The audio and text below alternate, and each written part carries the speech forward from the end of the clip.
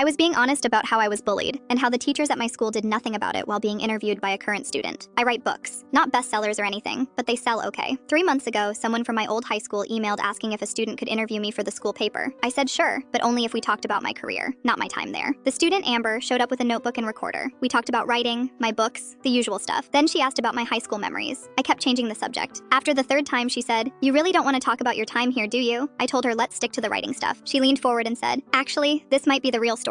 I sat there for a minute, then I thought, why am I protecting them? I'm not getting paid for this. It's been years. So I told her everything. I told her about the group of girls on the volleyball team who followed me through the hallways, mooing at me like a cow, every single day for months. I told her how I finally broke down crying in the middle of the cafeteria because they wouldn't stop, and when I went to Mrs. Hoffman for help, she laughed, actually laughed. Then for the rest of the year, she called me Mully instead of Molly. Every time she took attendance, every time she handed back papers, Mully. I told Amber about the day I screamed, "My name is Molly," in class because I couldn't take it anymore. Mrs. Hoffman sent me to the office and I got suspended for a week for being disrespectful. The girls who started it all, nothing happened to them. They were on the volleyball team. Their parents knew all the teachers. They were untouchable. I told her about Coach Bennett, who made fun of how I dressed. I wore a lot of black because it made me feel invisible. He'd say things like, "Here comes the funeral director," in front of everyone. Once he asked if Hot Topic was having a sale. Kids laughed. Teachers heard it and said nothing. Amber wrote down everything. She asked for names. I gave them to her. Mrs. Hoffman, Coach Bennett, Principal Walsh, who told me to try harder to fit in when I reported the mooing incident. I gave her all of it. 2 weeks later, the interview went up on the school website and their social media. Within hours, parents were sharing it on Facebook. The comments went crazy. Former students started commenting with their own stories about the same teachers. Current parents were asking questions. It spread through that whole town. The school took down the interview after a day, but people had already screenshot it. Someone made a whole thread about Mrs. Hoffman on the town Facebook group. Turns out a lot of kids had similar stories. Then the local paper picked it up. A month later, I got an email from the vice principal. He said I was dredging up old wounds and attacking teachers during a difficult time. He said Mrs. Hoffman had just won a Lifetime Teaching Award, and now the school board was reviewing it. He asked if I maybe remembered things wrong, if maybe I was exaggerating. I didn't respond. Then my phone started blowing up. Old classmates who still lived in that town found me on social media. Most of the messages were angry. One girl, Kelly, who used to trip me in the hallways, wrote, "You're ruining people's lives over high school drama from years ago. Get over it." Another guy said I was destroying the school's reputation and hurting property values. Someone else said I should be ashamed for going after teachers who dedicated their lives to students. A few people messaged to say thank you. One girl said she'd had Mrs. Hoffman too and quit school because of her. But most messages were telling me to delete everything and apologize. 2 weeks ago, I found out Mrs. Hoffman's teaching award was officially revoked. The school board released a statement about reviewing past conduct and ensuring student safety. Mrs. Hoffman retired early. Coach Bennett got moved to a different school. My inbox is still full of angry messages from people in that town. The school hasn't contacted me again. Amber messaged me once to say she got an A on the project and was thinking about becoming a journalist. I haven't responded to anyone. I turned off my social media notifications and went back to writing.